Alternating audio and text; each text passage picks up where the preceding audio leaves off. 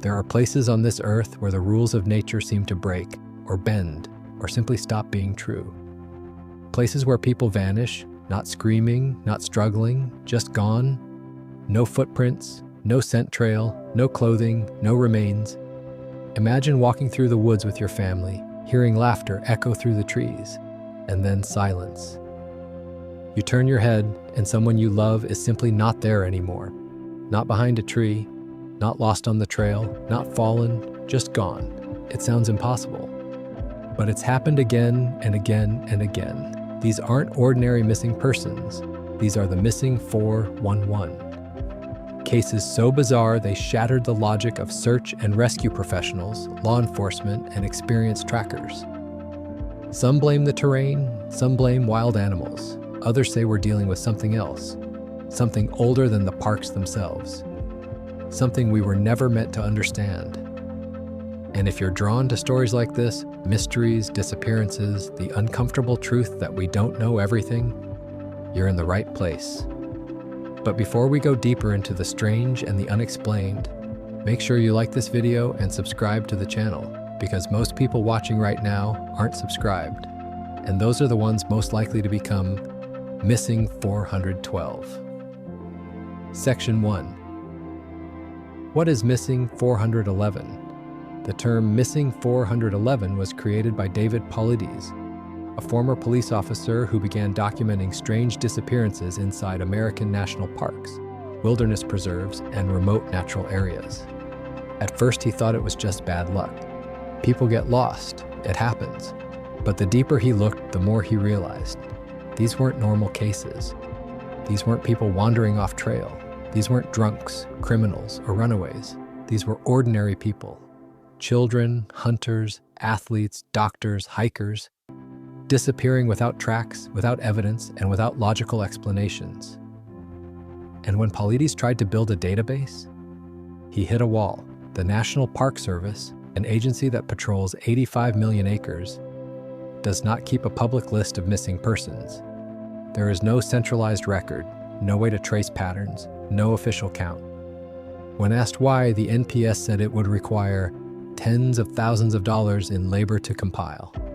Paulides asked for the data anyway. Instead, he received redactions, missing reports, and silence. So he started building his own records. And he began discovering something chilling. The same details kept repeating common missing 411 criteria. 1. The missing person vanishes quickly, often within minutes. 2. Dogs can't track their scent or refuse to try. 3. Weather events strike immediately after the disappearance. 4. Victims are found in places already searched. 5. Clothing, especially shoes, are found removed. 6. The location is near water or granite rock formations. 7. Autopsies often list no cause of death. Paulides identified 59 clusters of disappearances across North America.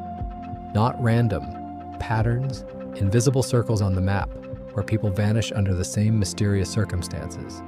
Section 2. Cases that defy logic. Let's go deeper. Here are some of the cases that shaped the missing 411 mystery. Not rumors, not legends, documented disappearances, search records, witness testimony, no answers. Case 1, Dennis Martin, 1969, Father's Day weekend. Great Smoky Mountains. A group of families gather. Children play hide and seek.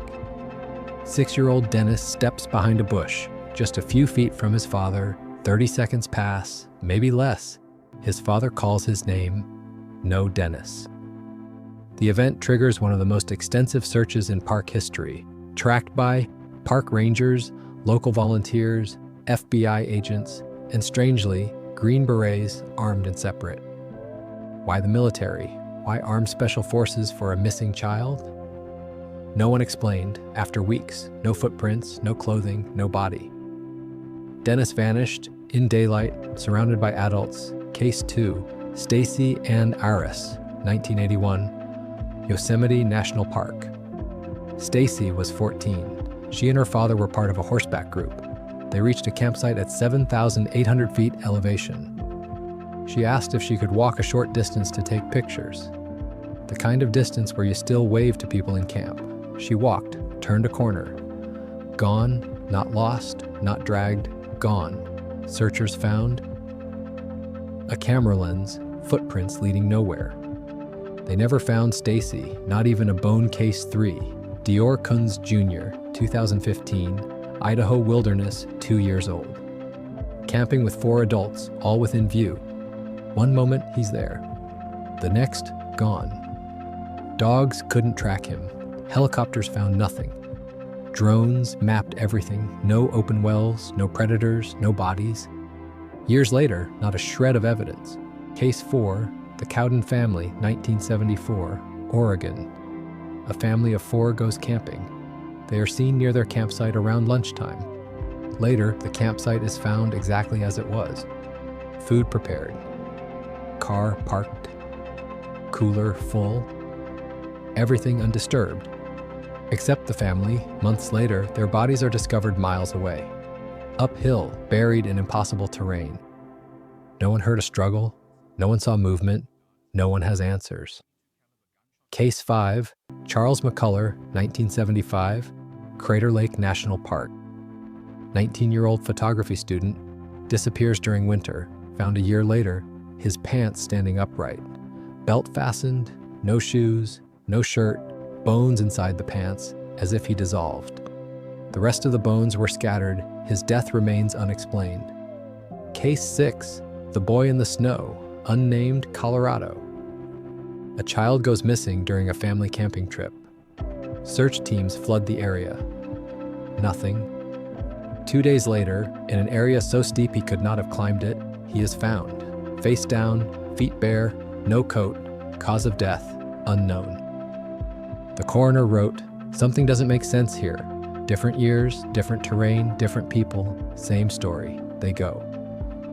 And they do not come back." Section 3. The patterns. The key to missing 411 isn't the people, it's the similarities. Pattern 1.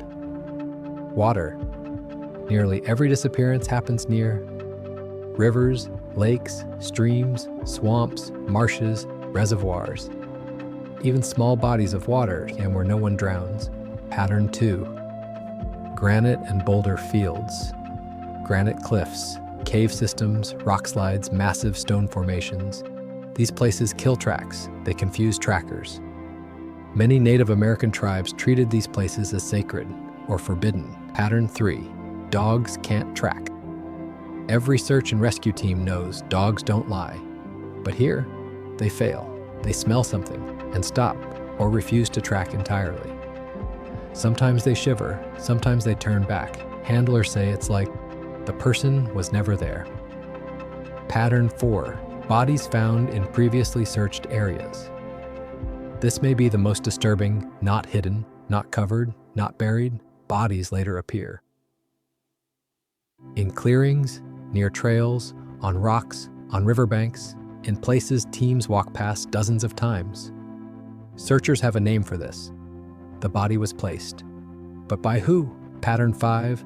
Clothing removed or reverse shirts inside out, socks removed, shoes gone, pants off, sometimes neatly folded, even when temperatures are freezing.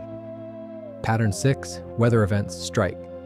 Immediately a sunny day, then fog, a clear sky, then sudden rain. Snowstorms roll in out of nowhere. Not hours later, right after the disappearance, washing away footprints, tracks, evidence, hope. Section 4. Theories. Something is happening. But what? Let's break down the most common theories and why none of them fully explain the phenomenon. Theory 1. Animal attack. Doesn't match, animals leave. Blood, drag marks, clothing damage, scattered remains, and animals don't. Unbuckle belts, fold pants, remove shoes, carry children uphill. Theory 2. Human abduction possible, but flawed. Many disappear while within sight of family, among groups, in seconds, no footprints, no vehicle tracks, no reports, no ransom, no evidence anyone was there. Theory 3. Hypothermia and paradoxical undressing. Hypothermia can cause confusion. Victims sometimes remove clothes, but many disappear in warm weather. Many are healthy, experienced outdoors people. Some are found alive, wherefore with no memory. Others are found without shoes, but without frostbite. And hypothermia doesn't explain. Bodies appearing weeks later in places already searched in perfect condition. Theory 4. Government cover-up. Strange? Absolutely. Questions. Why didn't the Park Service keep records? Why did Green Berets respond to missing children? Why are reports still redacted? Why are FOIA requests blocked or priced at tens of thousands? What are they protecting? Or who? Theory 5. Something else. This is where the explanations fracture. Some say UFO abductions, lights in the forest, people taken into the sky. Some believe interdimensional portals, a thinning of reality, a slip between worlds. Others think predators that are not animals, something intelligent, something hiding. Not myth, not folklore, but something real. And ancient, something that likes us, not alive, not dead, but missing. Section 5. The strangest pattern. This is the detail people whisper about in search briefings. Victims reappear. Not where they disappeared, but where they should have already been found. Search teams cover the same area 6, 10, 12 times, nothing. Then one day, suddenly, the body is there, as if it were placed gently, purposely, deliberately, sometimes with shoes beside them, sometimes folded clothing, sometimes face up, as if waiting, returned, but not saved. Section 6. Why this haunts us. Missing 4. 1-1 isn't about numbers, it's about fear. The ancient kind. The fear that lives in the bones, the fear of the dark, the fear of being watched, the fear that we are not alone in the wilderness, or worse, we are not at the top of the food chain. These cases shake our sense of safety, our belief in logic, our trust in search and rescue, our faith in answers. Because there are none, only stories, patterns, warnings, and silence. Final warning. You've now heard just a small fraction of the missing 411 stories. There are more, hundreds more, from forests, from mountains, from deserts, from places people swear were safe, places where the world looks normal, until it isn't. These cases aren't just puzzles, they're a reminder. The wilderness is vast, nature is older than us, and not everything out there welcomes our footsteps. Thank you for watching, and thank you for sticking with this mystery all the way to the end. Most people click away, most people forget, but not you. You stayed, you listened, you are now part of the group that knows. But here's the truth. Most people watching right now aren't subscribed. Don't be like them. Hit like and make sure you subscribe to the channel. Because out there, in the deep forests and silent mountains, the ones who pay attention might just be the ones who stay alive. Until next time, stay curious, stay alert, and never, ever hike alone.